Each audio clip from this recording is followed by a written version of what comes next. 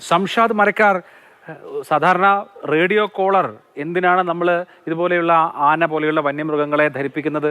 കൃത്യമായി അതിൻ്റെ റൂട്ട് കൃത്യമായി ട്രാക്ക് ചെയ്യാനും അത് ജനവാസ മേഖലകളിലേക്ക് വരികയാണെങ്കിൽ ബന്ധപ്പെട്ട ആ മേഖലകളിൽ താമസിക്കുന്ന ആളുകൾക്ക് മുന്നറിയിപ്പ് കൊടുക്കാനും അവരെ സുരക്ഷിത സ്ഥാനങ്ങളിലേക്ക് മാറാൻ പ്രേരിപ്പിക്കാനും ഇടപെടാനും ഒക്കെയാണല്ലോ. ഇവിടെ കർണാടക വനം വകുപ്പ് റേഡിയോ കോളർ ഇട്ടുകൊടുത്തിട്ടുള്ള ഒരു ആന വയനാട്ടിൽ ഇതുപോലെ ഒരു വീടിന്റെ കോമ്പൗണ്ടിനകത്തേക്ക് ഗേറ്റ് തകർത്ത് കയറി ഒരാളെ പിന്തുടർന്ന് ചെന്ന് ചവിട്ടിക്കൊല്ലുക എന്നൊക്കെ പറഞ്ഞാൽ നമ്മുടെ സങ്കല്പത്തിനൊക്കെ അപ്പുറത്തുള്ള കാര്യങ്ങളാണ്. അപ്പോൾ എത്ര പേർ മരിക്കണമെന്ന ചോദ്യമാണ് ഇപ്പോൾ വയനാട്ടുകാർ നേരിടുന്നത്. ഞങ്ങളൊക്കെ ഇങ്ങനെ കടുവ പിടിച്ചും ആന ചവിട്ടിയും മരിക്കണോ എന്ന അവസ്ഥയാണ് ഇപ്പോഴത്തേത്. തീർച്ചയായും വയനാട്ടിലുണ്ടായൊരു സാഹചര്യം എന്ന് പറയുന്നത് നമുക്കൊരിക്കലും അംഗീകരിക്കാൻ പറ്റാത്തൊരു സാഹചര്യമാണ്. ഒരു മനുഷ്യൻ ഏറ്റവും കൂടുതൽ സേഫായിരിക്കുമെന്ന് വിശ്വസിക്കപ്പെടുന്നത് അവൻ്റെ വീട്ടിലാണ്. ആ വീട്ടിനകത്ത് വന്ന് ആ വീട്ടിൻ്റെ മുറ്റത്ത് വെച്ച് ഒരു ആന കൊലപ്പെടുത്തി പോവുക എന്ന് പറയുന്നത് വയനാട്ടിലെ ബാക്കിയുള്ള മുഴുവൻ ആളുകളെയും എത്രത്തോളം അവരുടെ പേടി ഉണ്ടാകുന്നുണ്ട്, അവരുടെ ഒരു ആശങ്ക ഉണ്ടാകുന്നുണ്ട് എന്ന് പറഞ്ഞറിയിക്കാൻ പറ്റില്ല. അഭിലാഷ് പറഞ്ഞതുപോലെ ഈ റേഡിയോ ഫ്രീക്വൻസി റേഡിയോ കോളർ ഉള്ളതാണ്. ആനയുടെ മൂവ്മെൻറ്റുകൾ നമുക്ക് അറിയാൻ പറ്റേണ്ടതാണ്. കർണാടകയുടെ റേഡിയോ കോളറാണ്. അതിൻ്റെ ഫ്രീക്വൻസി അവർക്ക് അറിയാൻ പറ്റും, അതിൻ്റെ മൂവ്മെൻറ്റ് അവർക്ക് അറിയാൻ പറ്റും.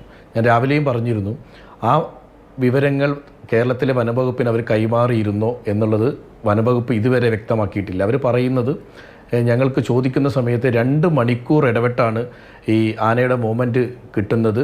2 മണിക്കൂറിന് ശേഷം അവർ മൂവ്മെൻറ്റ്സ് തരുമ്പോഴേക്കും ആന ഒരുപാട് ദൂരം പിന്നിട്ടിട്ടുണ്ടാകും എന്നുള്ളതാണ് കേരള വനംവകുപ്പിൻ്റെ വാദം. പക്ഷേ വൈകുന്നേരത്തോടുകൂടി കർണാടക വനംവകുപ്പിൻ്റെ ഒരു പത്രക്കുറിപ്പ് ഇറങ്ങിയിട്ടുണ്ട്. ആ പത്രക്കുറിപ്പിൽ ഇത് ആർക്ക് വേണമെങ്കിലും സെൻട്രലൈസ്ഡ് ആയിട്ട് ഇത് ചെയ്യാം, ഇതിനകത്ത് കർണാടകയുടെ സഹായം ആവശ്യമുണ്ടായിരുന്നില്ല, അത് ചോദിക്കേണ്ട ആവശ്യമുണ്ടായിരുന്നില്ല എന്നാണ് കർണാടകയുടെ വാദം. കഴിഞ്ഞ പ്രാവശ്യം തണ്ണീർക്കൊമ്പൻ വന്നപ്പോഴും നമ്മൾ പറഞ്ഞതാണ്, കേരളവും കർണാടകയും തമിഴ്നാടും 3 വനമേഖലയുമുള്ള ജില്ലയാണ് വയനാട്. ഈ 3 ജില്ലയിൽപ്പെട്ട ആളുകളും തമ്മിലുള്ളൊരു ഏകോപനം ഉണ്ടാകണം, അതിന് ബന്ധപ്പെട്ട അധികാരികൾ അതിന് മുൻകൈ എടുക്കണമെന്ന് പറഞ്ഞതാണ്. പക്ഷേ നിർഭാഗ്യവശാൽ അതിന് മുൻകൈ എടുക്കാൻ വനംവകുപ്പും ഭരണകൂടത്തിലെ ആരും തയ്യാറായില്ല എന്നുള്ളതാണ്. ഒരു തരത്തിലുള്ള ഏകോപനവും തൊട്ടടുത്ത സംസ്ഥാനങ്ങളുമായി നമുക്കില്ല.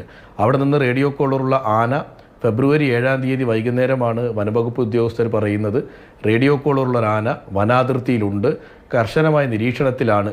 ആ ഒരു വാക്കാണ് വയനാട്ടിലെ ജനങ്ങൾ വിശ്വസിക്കുന്നത്. കാരണം ആന നിരീക്ഷണത്തിലാണ്, നമ്മുടെ വനംവകുപ്പ് അതിനെ നോക്കിക്കൊണ്ടിരിക്കുന്നുണ്ട് എന്നുള്ള ധൈര്യമായിരുന്നു വയനാട്ടുകാർക്കുണ്ടായിരുന്നത്.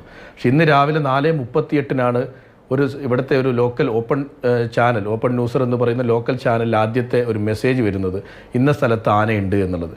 പിന്നീട് അവിടെ നിന്ന് ആ ഒരു മീഡിയം വഴി കിട്ടിയ വിവരങ്ങളല്ലാതെ വനംവകുപ്പിൻ്റെ ഭാഗത്തുനിന്ന് കൃത്യമായ ഒരു നിർദ്ദേശവും ലഭിച്ചിട്ടില്ല എന്ന് ഇപ്പോൾ കമൽ സംസാരിക്കുമ്പോൾ അജിയുടെ വീട്ടിൻ്റെ അടുത്തുണ്ടായിരുന്ന ആളുകൾ പറയുന്നുണ്ട്. ആ വിഷ്വൽ നിങ്ങൾ കണ്ടാൽ അറിയാം, ആന തിരിച്ച് വീട്ടിലേക്ക് കയറുമ്പോൾ ആ പ്രദേശത്തൊക്കെ ആളുകളുണ്ട്. ഇത്രയും കൂടുതൽ ആളുകൾ ക്ഷീരകർഷകരുള്ളൊരു മേഖലയാണ് പയ്യമ്പള്ളി, ചാലിഗദ്ദ പറയുന്ന പ്രദേശങ്ങളൊക്കെ. രാവിലെ പാലളക്കാൻ പോകുന്ന ആളുകൾ, രാവിലെ നടക്കാൻ പോകുന്ന ആളുകൾ, അത്യാവശ്യം ചെറിയ തോട്ടങ്ങളുള്ള ആളുകളാണ്, പണിക്ക് പോകുന്ന ആളുകൾ എല്ലാമുള്ള പ്രദേശമാണ്. ഒരു തരത്തിലുള്ള മുന്നറിയിപ്പും വനംവകുപ്പിൻ്റെ ഭാഗത്തു നിന്നുണ്ടായിട്ടില്ല എന്ന് മാത്രമല്ല, ഇത് അറ്റാക്ക് ചെയ്യപ്പെടുന്നൊരു സാഹചര്യം ഉണ്ടാകുന്ന രീതിയിലേക്ക് ഭീതിജനകമായ സിറ്റുവേഷൻ ആണ് എന്ന് ആരും അറിഞ്ഞിട്ടില്ല എന്നുള്ളതാണ്. അപ്പോൾ ആന ഇത്രയും വയലൻ്റായ ഒരു ആനയാണ് എന്നും ഇത് ഇത്തരത്തിൽ ഒരു അറ്റാക്കിലേക്ക് വരുന്നുണ്ടൊരു സാഹചര്യം ഉണ്ടെങ്കിൽ ഉറപ്പായി അവിടുത്തെ ജനങ്ങളെ ഇത് അറിയിക്കണമായിരുന്നു, അവരെ സേഫ് ചെയ്യണമായിരുന്നു. അത് വനംവകുപ്പ് ചെയ്തില്ല. അവരിപ്പോഴും പറയുന്നത് കർണാടകയുടെ ഫ്രീക്വൻസിയുമായി ബന്ധപ്പെട്ടാണ്. ഇവിടെ കേരളത്തിലൊരു വനംവകുപ്പ് മന്ത്രിയുണ്ട്. ഇവിടെ നിന്ന് CCFO DFOയോ ആവശ്യപ്പെട്ടിട്ട് ഒരു കാര്യവും നടക്കുന്നില്ലെങ്കിൽ അതിനുവേണ്ടി ഇടപെടാനുള്ളതാണ് കേരളത്തിലെ വനംവകുപ്പ് മന്ത്രി. ഇന്ന് ആന ഇറങ്ങി ഒരാൾ മരണപ്പെടുമ്പോഴാണ് ആനയുള്ള വിവരം തന്നെ കേരളത്തിൻ്റെ വനംവകുപ്പ് മന്ത്രി അറിയുന്നത്. ഇത്രയും നിരുത്തരവാദപരമായിട്ടാണ് വനംവകുപ്പിന്റെ ഇവിടുത്തെ പെരുമാറ്റം ഉണ്ടായത്. സമരം അതിവൈകാരികമായിട്ടാണോ നമ്മുടെ സർക്കാർ സംവിധാനങ്ങൾ പ്രവർത്തിക്കുന്നത് എന്നുള്ളത് വലിയ വിമർശനമാണ്. ജനങ്ങളുടെ ജീവന്റെ ഉത്തരവാദിത്തം സ്റ്റേറ്റിനുള്ളതാണ്.